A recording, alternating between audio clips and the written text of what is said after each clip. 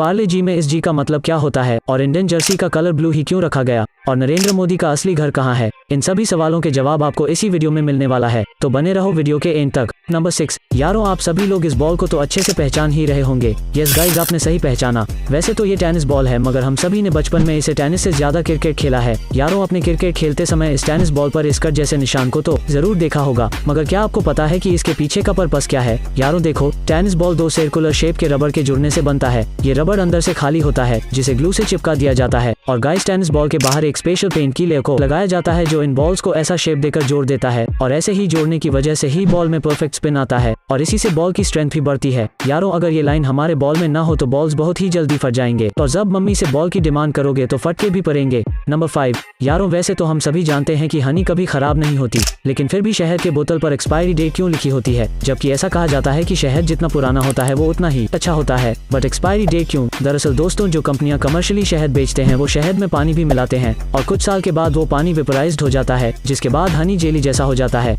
लेकिन उसके बाद भी वो हनी खराब तो नहीं होता, लेकिन उसके क्वालिटी में थोड़ा चेंजेस आ जाता है और उसके साथ ही अगर आप कोई चीज कमर्शियली बेच रहे हो तो उसमें एक्सपायरी डेट होना जरूरी है और इसीलिए पानी को वेपराइज्ड होने में जितना टाइम लगता है उसी हिसाब से बोतल में एक्सपायरी डेट डाल दिया जाता है। नंबर 4, यारों पार्ले जी एक ऐसा बिस्किट है जिसे सबने अपने बचपन में खाया होगा और कई लोग तो बस इसे ही हेल्थी बिस्किट मानते हैं, पर ये सब बातें अलग है। लेकिन क्या आपने कभी सोचा है कि पार्ले जी में इस जी का मतलब क्या होता है? आपने जैसे ऐड में देखा होगा जीफोजीनियस, पर असल में ये गलत है। दरअसल जब ओरिजिनली पार्ले जी बना था तब इस जी का मतलब ग्लूकोज था और जब पार्ले जी इंडिया की पहली 5000 करोड़ लिटिल प्राइस क्रॉस करने वाली कंपनी बनी तो उसने अपने स्लोगन चेंज करके जीफोजीनियस कर दिया। नंबर 3, यारों नरेंद्र मोदी अभी लोक कल्याण मार्ग में रहते हैं जहां भारत के सभी प्राइम मिनिस्टर्स रहते थे और आगे भी जो पीएम आएंगे वो भी वहीं रहेंगे। लेकिन क्या आपने कभी सोचा है कि मोदी जी का पुराना या कहो असली घर कहाँ है? दरअसल मोदी जी का जो पुराना घर था वो वाडनगर नाम के एक जगह पर था जो गुजरात में है और यहीं पर ये चाय भी बेचते थे। ये दुकान वैसे तो अभी तक है, लेकिन ये जो घर है ये अभी मोदी जी का नहीं है। इस घर को कई लोग देखने आते हैं, लेकिन ये मोदी जी का घर अब नहीं रहा और अगर फ्यूचर में मोदी जी पीएम नहीं रहते हैं और वो लोक कल्याण मार्ग में नहीं रहेंगे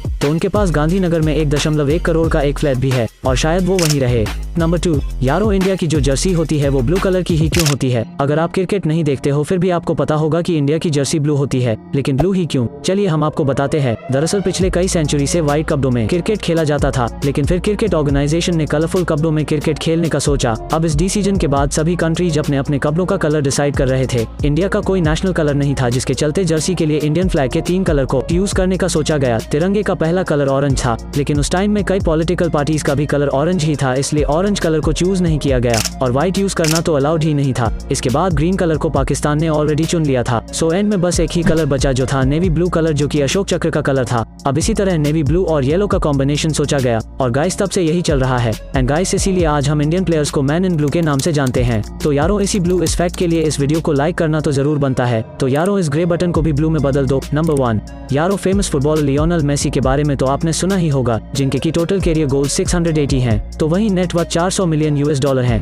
लेकिन क्या आपको पता है कि हाल ही में इनकी निकाली गई एक बैंक रिपोर्ट में ये पता चला है कि इन्होंने 1600 करोड़ का इंश्योरेंस किया है, वो भी अपने पैरों के ऊपर। हो गए ना हैरान? लेकिन आपने बिल्कुल सही सुना, इन्होंने अपने फुटबॉल खेलने वाले पैरों पर 1600 करोड़ का इंश्योरेंस किया है। और एग्जाम्पल के लिए most richest cricketer Virat Kohli की नेटवर्थ है 900 करोड़, यानी कि कोहली के नेटवर्थ से भी ज्यादा मेसी के पैरों का इंश्योरेंस है। दोस्तों, ऐसे ही गजब के फैक्ट्स को जानने के लिए हमारे चैनल को सब्सक्राइब कर लीजिए और बेल आइकॉन को ऑल पे सेलेक्ट कर लीजिए ताकि हमारे नए वीडियो की नोटिफिकेशन सबसे पहले आप तक पहुंचे। And thanks for watching.